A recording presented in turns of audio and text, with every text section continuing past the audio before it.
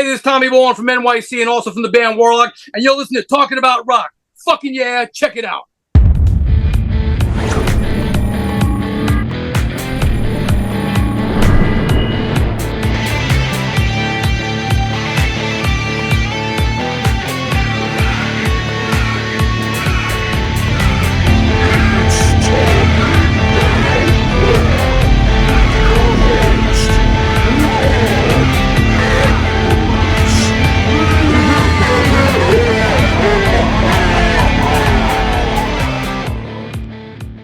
All right, today's guest is best known for his gold and platinum selling work with the critically acclaimed metal band Warlock. He is currently the lead singer and guitarist for N.Y.C. Joining us now, let's welcome Tommy Bolan. Tommy. How the fuck you doing, man? I'm doing excellent, man. Excellent. So this new album, man, Built to Destroy, man, comes out swinging right away with the track Heavy as Hell, man. I love it. Tell us about writing and recording for this project, man. Well, yeah, I had a bunch of the songs written and some I created on the spot. And once I hooked up with Adrenalize Media and they got behind me, it gave me the time to actually work more on the songs because I produced the record as well. Then I brought in some friends of mine, Stet, Howland, and Steve Unger, of course, from Metal Church and W.A.S.P, the rhythm section from Hell. And I plugged them into the situation and just brought everything to life. And basically, the chemistry from there just took off. Then we went to a great studio here with Kenny Meredith engineering it. And Robert Vosgin mastered it, and forget about it, dude. It fucking came out great. I'm really happy with it. 13 songs of madness. Yeah, the guitar work on here is fantastic, man. Very, very, very cool. I was really digging it. I wasn't sure what to expect, but it, like I said, it came out hitting hard right away, and I think that's what you really need to do, right? When you have a new release, man, it's definitely do that. And you got some great folks on here with you. So tell me a little bit about like putting these guys in the band here. You got like Stet Howland starting out, Metal Church and W.A.S.P. Yeah. Well, forget about these. Like I said, the rhythm section from Hell. I mean, I've known Stet for years back in Los Angeles and all that stuff. Even though I'm born and raised in Queens, New York, I'm in LA, quite often to say the least. And and then Warlock did a tour because I came back to play with Doro and did some Warlock shows for the whole Triumph and Agony live album and everything. And then Metal Church had toured with us, so that rekindled the friendship. And then, getting to know Steve and all that stuff, it just, I said, I got this stuff going on. I got this label behind me, this management, Marcus, Lead K in this company, Adrenalize Media. And just, it just was a natural progression. I knew these guys had the chops. They came in, we did like 2 days rehearsal, 3 days recording. It was a 3 rehearsal and 2 recording, but it was like the Lightning Wars, man. And we just, like a fucking New York subway train, we just ran everything over and it came out fucking great. Really cool. I'm happy about it. Yeah, that definitely very cool. And I wanted to touch on another subject. Obviously, last week losing Ace Frehley, the iconic guitar player from Kiss. You're located out in that area. What was the atmosphere like for that, man? It had to be such a somber day. It was very sad. I mean, I know a lot of people who knew him. I never really knew him personally, but of course, Kiss Alive 1 was the album that really launched me, and Destroyer and rock and roll. And Ace Frehley, had great tone technique. He could sing his solos. He had that great pinch harmonic, which almost sounded like 3-dimensional the way he would play it for my taste. And I I was actually there when he had his hands put into the guitar Center Hall of Fame. I was there for that, but I didn't really get to meet him there, but I was there for that.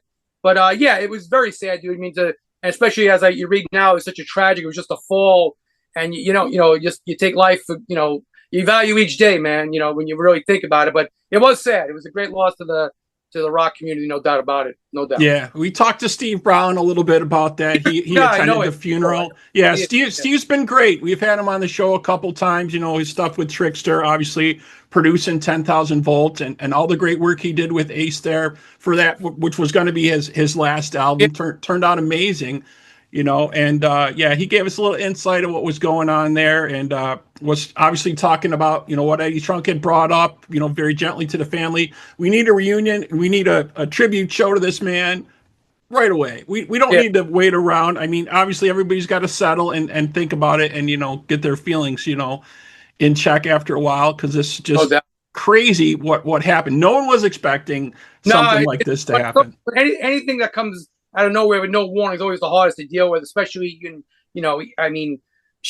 definitely had many, many more albums in him, I would say, no doubt about it, and it just sucks, when stuff comes out of left field like that, and especially for someone like that or anybody, to be absolutely honest, but of course, that being what it is, it was just sad all around. It was just it's just hard to process sometimes.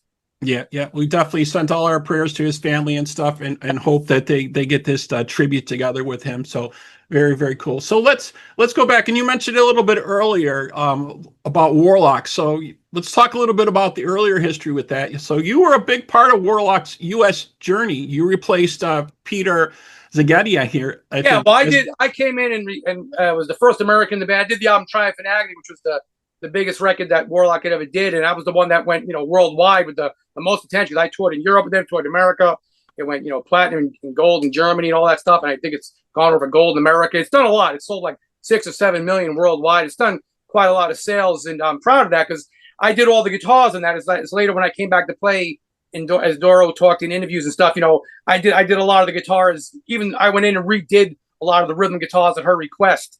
So and even after the band had left, because a lot of studio musicians had played on that, has been well documented now. But it was always me, Doro, and Joey Bowen, the producer. I would come in and I'd work on I did all the guitars, did the leads, the solos, and it was like the three of us really focused on that record like a nucleus. Granted, Joey Bowen's a great producer, and Doro, she could sing the phone book and it'd be a big hit. But nonetheless, this came together, and that was the energy, and that's why the fans responded to it. And of course, when you hear Warlock in America, you think all we are, and that's all the era of me. I was pretty much nearly right out of high school into the friggin' band, and it was great.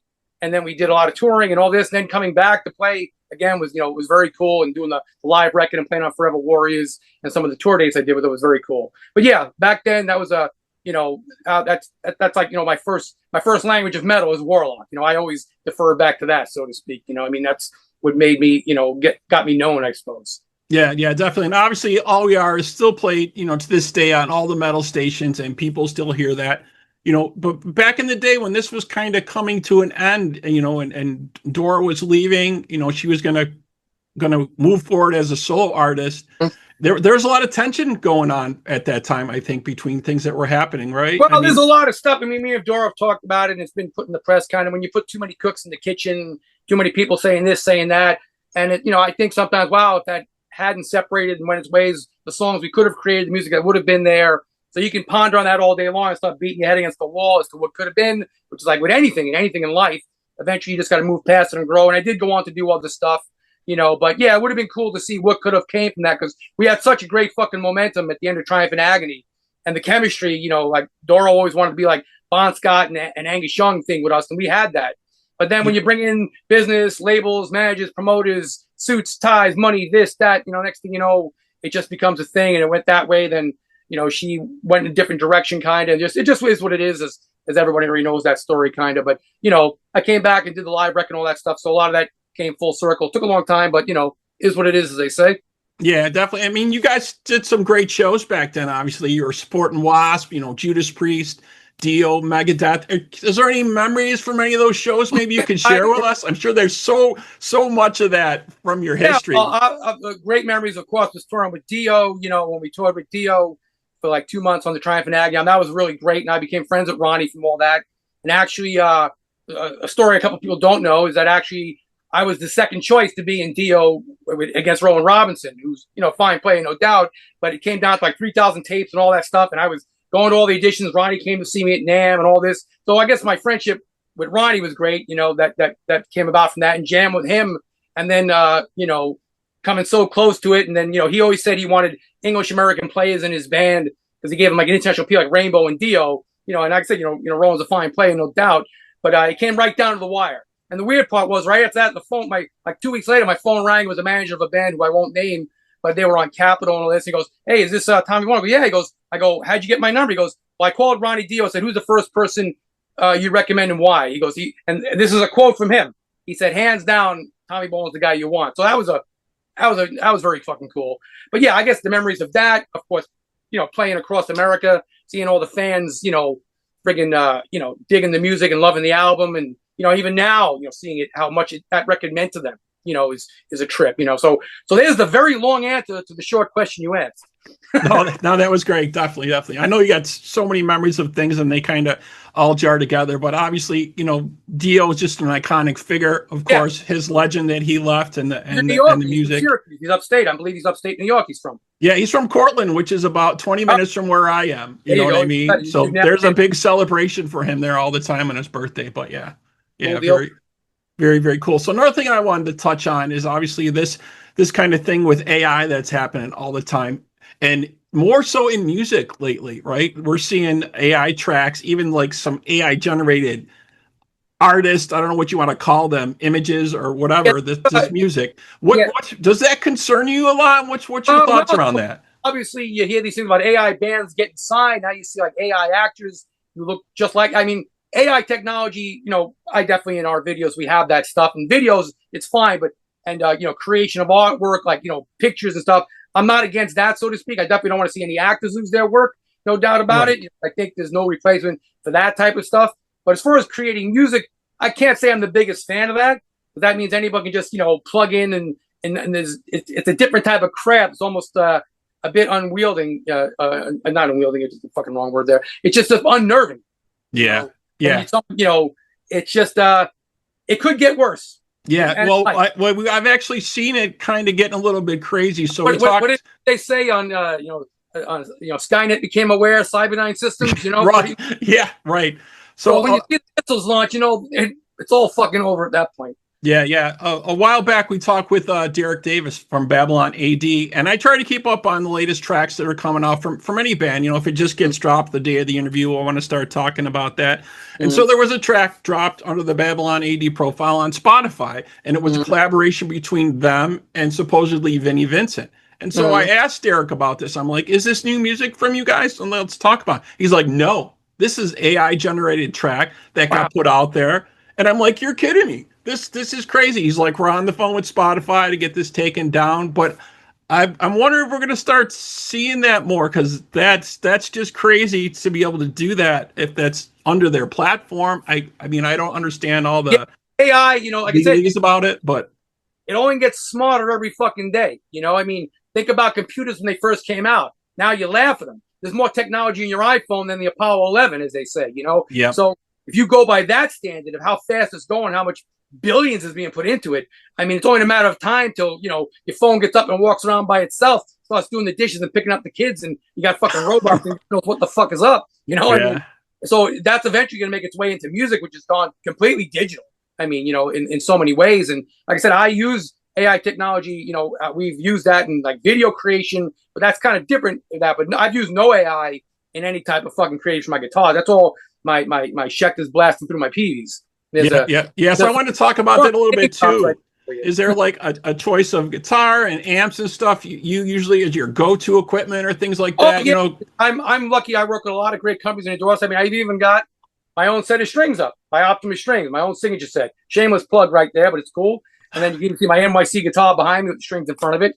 I mean, I endorse a lot of great companies. It's like my race car, so I'm very proud of the stuff I use. I mean, I got Schecter guitars, I got PV amplifiers, Morley pedals, electro-harmonics, friggin' Celestian speakers, Moore, friggin' everybody, dude. Morley, of course, is a great company I work with. I always freeze at this point when someone asks me this fucking question. It's just, sometimes it happens, but there's a lot of great companies. You can check on our website. A lot of the companies I use, all the outstanding gear that, for years, Gator cases, Levy straps, Affliction clothing. I mean, Albane for leather makes my stage outfits. I mean, I could drop names all day long. You need a fucking broom, but but I all the companies that I work with are all very important to me. They all they provide certain tones, certain feelings. Like Ovation acoustic guitars, I use them all over the album.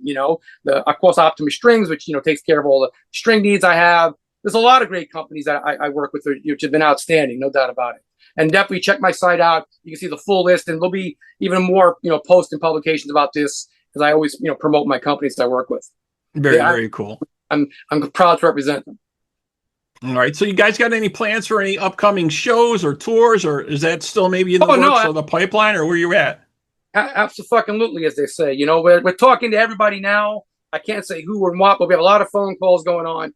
We're working with, we have CMM in Europe, doing a lot of the publicity. We have John Freeman promotion here, Monthly Richard with skateboard marketing, my management company, Journalizing Media, the collective people we already know in common. So like now, the album coming out, with the interviews we have coming out, reviews are coming out, doing stuff like this with you. We're talking about rock. All this is fuel into the fire. But we already have some stuff on the table we're talking about, and definitely there will be absolutely supportive of this going out for sure, no doubt about it. Very, very cool. Well, I definitely love what you guys are doing. It's such a great album. Built to Destroy. You got the tracks coming out. It's so very cool, man. We look forward to dates coming out for you guys coming up. Definitely, man. Oh yeah. One other company, Tascam.